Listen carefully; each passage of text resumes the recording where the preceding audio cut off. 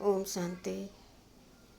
26 जून 2023 प्रातः मुरली। ओम शांति। बाप दादा मधुबन। मीठे बच्चे, तुमने ईश्वर की गोद ली है। मनुष्य से देवता बनने के लिए उनकी श्रीमत ही तुम्हें मनुष्य से देवता बना देती है। प्रश्न है, आप मुँह मर गए दुनिया, इसका अर्थ क्या है? उत्तर, आप बच्चे जब बाप के पास जीते जी मरते हो तो सारी दुनिया ही खत्म हो जाती है।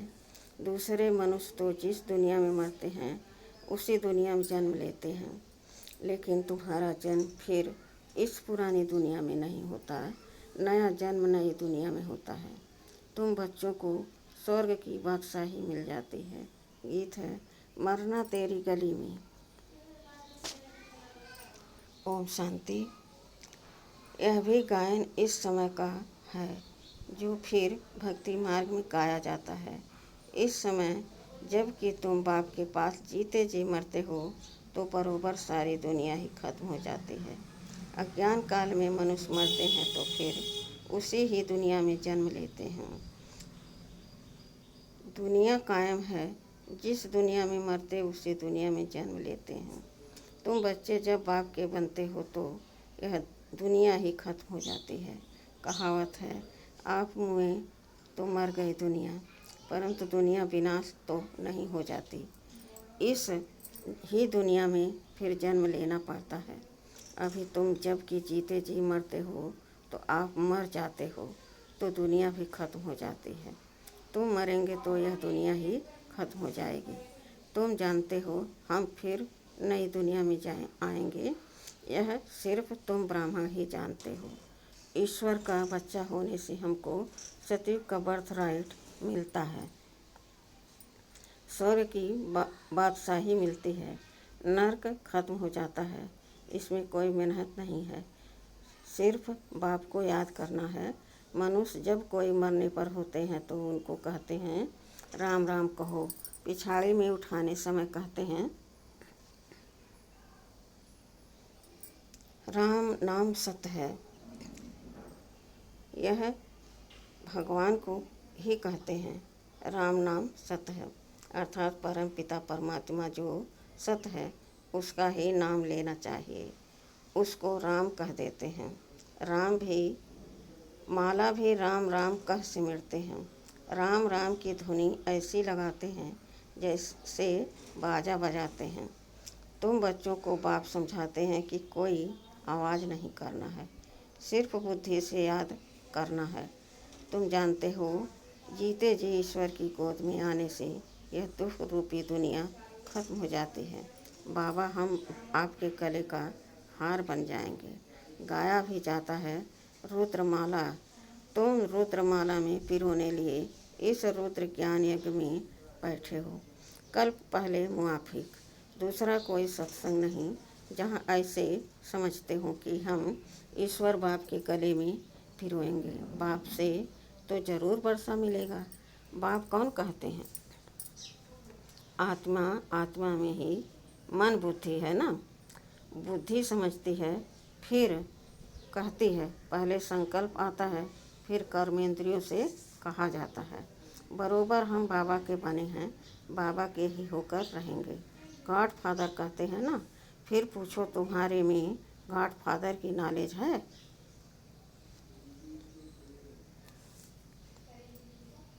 तो कहेंगे गॉड तो सर्वव्यापी है। बोलो, तुम्हारी आत्मा कहती है परम पिता परमात्मा तो पिता है, फिर सर्वव्यापी कैसे होगा? बच्चे में बाप आ गया क्या? बाप को सर्वव्यापी कहना बिल्कुल रॉन्ग है। लौकिक बाप के भी 5-7 बच्चे होंगे क्या? वह कहेंगे कि बाबा आप सर्वव्यापी हो? यह भी समझने की बात है। मुख से कहते हो परम पिता, फिर सर्वव्यापी कैसे कहते हो? पिता फिर मेरे में है, यह कैसे हो सकता? बच्चा फिर कहे मेरे में बाप का प्रवेश है। बच्चा थोड़े ही कहेगा मैं बाप हूँ। तुम आत्मा उनके बच्चे हो फिर कहते हो पिता मेरे में भी है। बाप कैसे बच्चे में होगा? बहुत अच्छी रीति समझकर फिर समझाना है। रुद्र ज्ञान यज्ञ तो मशहूर है। रुद्र है निराकार, श्री कृष्ण को तो साकार हैं। आखिरन भगवान किसको कहा जाए? मनुष्य तो बहुत भूले हुए हैं। कह देते God father is omni present, मेरे में भी है।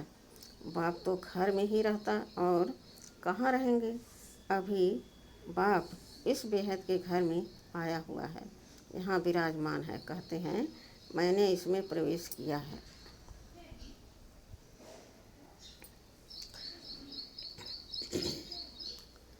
मैंने इसमें प्रवेश किया है।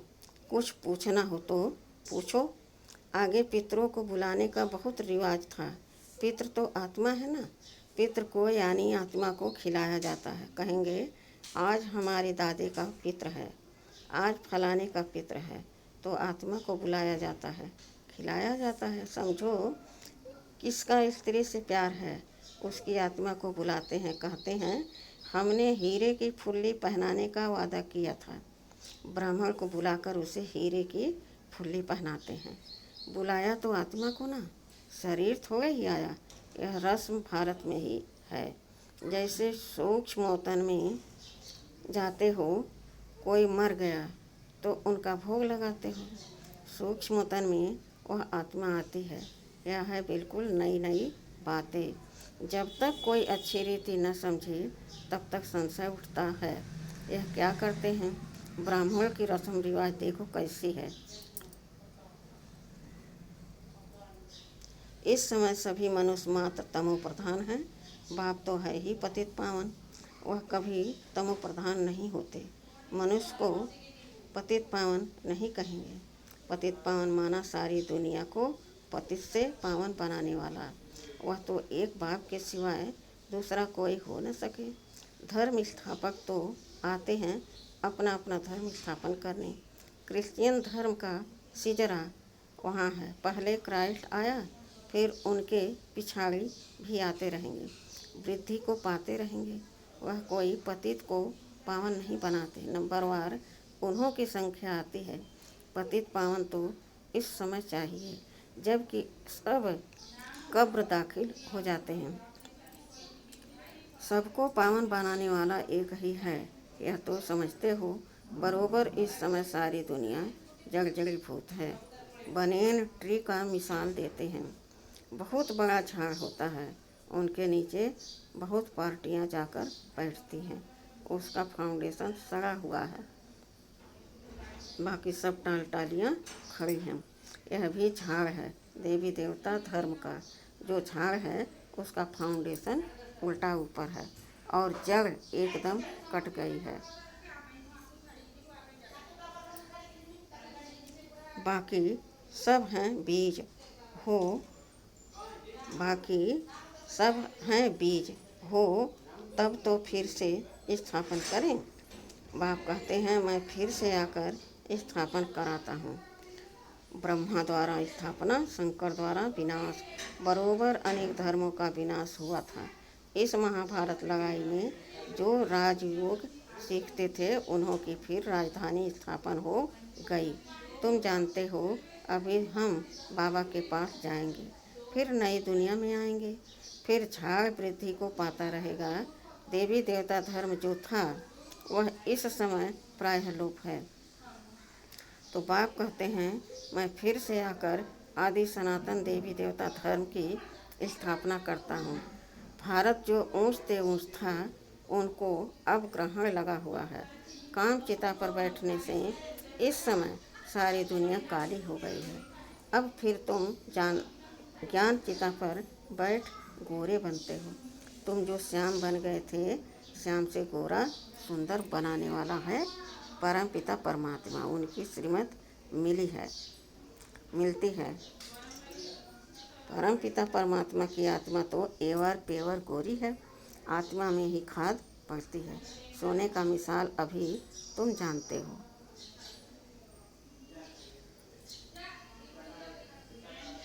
इस पुरानी दुनिया का विनाश होना है, सबका मौत है।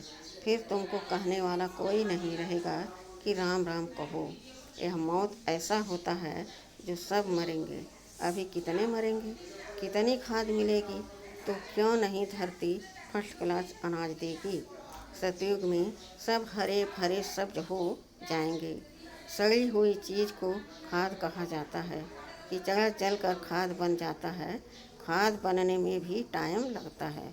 इस सृष्टि को भी नया बनने में टाइम लगेगा।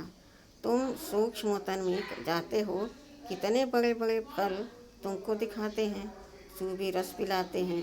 तुम विचार करो कितनी खाद मिलेगी, सो भी खास भारत को।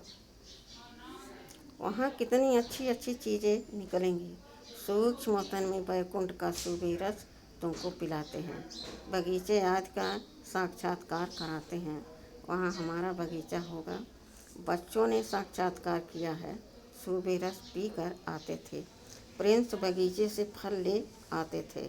अब सूक्ष्म तन में तो बगीचा हो न सके। जरूर बैकुंठ में गए होंगे। एक एक को साक्षात्कार नहीं कराएंगे। जो निमित्त बनते हैं उनको कहते हैं, हो सकता है अगर तुम याद में रहेंगे, बाबा के बच्चे होकर रहेंगे, तो पिछाड़ी में तुमको बहुत साक्षात्कार होंगे। जो पूरे सरेंडर होंगे, यह तो पहले भट्ठी बननी थी, भट्ठी में पकना था तो बहुत आ गए। बच्चों को समझाया है। सिर्फ कोई को लिटरेचर देने से समझ नहीं सकेंगे। समझाने वाला टीचर ज़रूर चाहिए। टीचर सेकंड में समझाएगा। यह तुम्हारा बाबा है, यह दादा है, यह बेहद का बाप, स्वर्ग का रचयिता है। सिर्फ कोई को लिटरेचर दिया तो देख कर फेंक देंगे, कुछ भी समझेंगे नहीं। इतना ज़रूर समझाना है कि बाप आया हुआ है, यह ढिढोरा पिटवाना तुम्हारा फर्ज है। बरोबर यादव कौरव पांडव भी हैं। महाभारत लड़ाई भी सामने खड़ी है। जरूर राजयोग सिखलाने वाला भी होगा। जरूर राजयोग सिखलाने वाला भी होगा।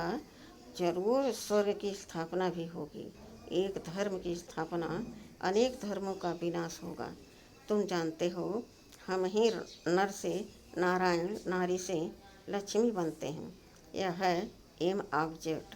मनुष्य से देवता किए करत न लागी वार। देवता सिर्फ सूर्यवंशी को कहा जाता है, चंद्रवंशी को क्षत्रिय कहा जाता है। पहले तो देवता बनना चाहिए ना।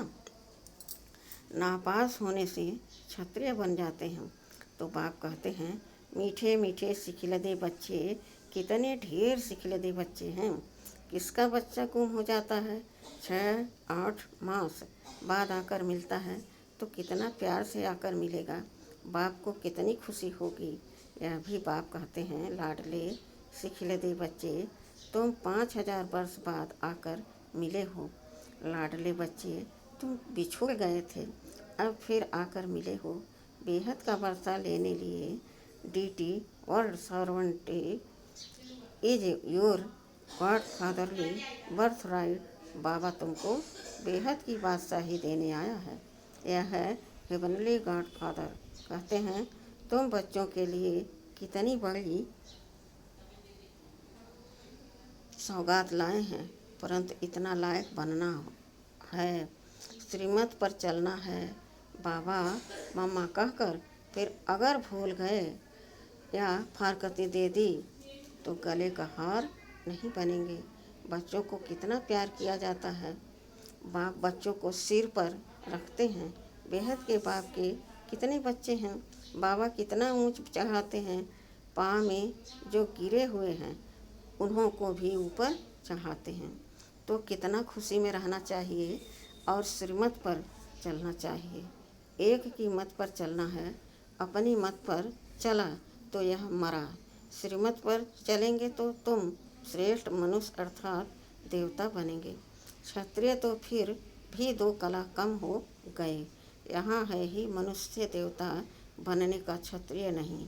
बाप पूछते हैं ना कि कितने नंबर में पास होंगे। आबरू इज्जत रखना बेहद का बाप भी कहते हैं। सूर्यवंशी बनो, जानते हो विजय माला 108 की ही पास हुई है। फॉलो करना है मम्मा बाबा को। आप समान सुदर्शन चक्रधारी बनाकर शिव बाबा के आगे सौगात ले आते हैं। बाबा पूछते, कितने को आप समान बनाया है? कितने मज़े की बातें हैं, तुम ही समझ सकते हो।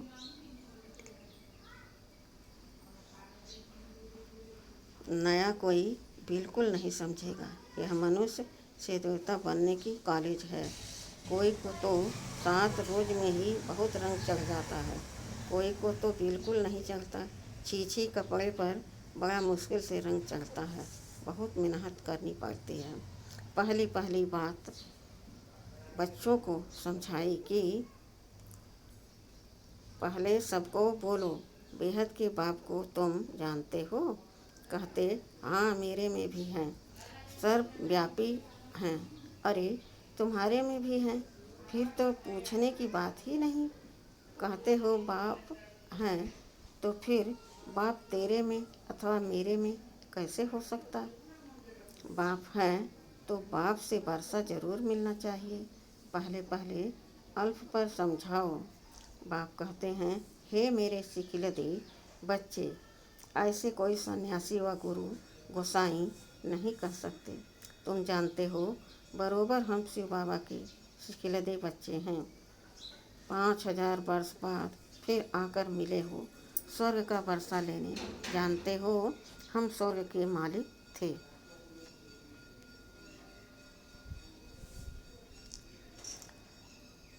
फिर हम ही मालिक बनते हैं। स्वर्ग में जाना जरूर है, फिर पुरुषार्थ अनुसार ऊंच पद पाना है। अच्छा, मीठे मीठे सिखिलदे बच्चों प्रति माता पिता बाप दादा का याद प्यार और गुड मॉर्निंग। रूहानी बाप के रूहानी बच्चों को नमस्ते। हम रूहानी बच्चों के रूहानी बाप दादा को याद प्यार गुड मॉर्निंग और नमस्ते नमस्ते नमस्ते। शुक्रिया बाबा, शुक्रिया, वाह वाह वाह वाह। धारणा के लिए मुख्य सार है। पहला है, मम्मा बाबा को फॉलो कर सूर्यवंशी में जाना है, अपनी मत पर नहीं चलना है, श्रीमत से ऊंच देव पद पाना है। दूसरा है, हम बाबा के ही होकर रहेंगे, इसी निश्चय में रहना है, कभी किसी बात में संशय नहीं उठाना है। वरदान है, बाप के हर डायरेक्शन व कायदे से फायदा लेने वाले मर्यादा पुरुषोत्तम भव। कहा जाता है, जितना कायदा उतना फ़ायदा, इसलिए अमृत बेले से जो भी कायदे बने हैं उनसे कभी किनारा नहीं करो। पढ़ाई, अमृत बेला, सेवा, जो भी दिनचर्या बनी हुई है उसमें मन नहीं भी लगे तो भी दिनचर्या में कुछ मिस नहीं करो। जैसे भक्त लोग नियम का पालन जरूर करते हैं, मंदिर में मन नहीं भी लगे तो भी जाएंगे जरूर। आप तो स्वयं लॉ मेकर्स हो। इसी अनुभव से हर नियम का पालन करते चलो तो मर्यादा पुरुषोत्तम बन जाएंगे। स्लोगन है, जिनके पास संतुष्टता का विशेष गुण है उनके पास सर्व गुण स्वतः आ जाएंगे। अच्छा, ओम शांति।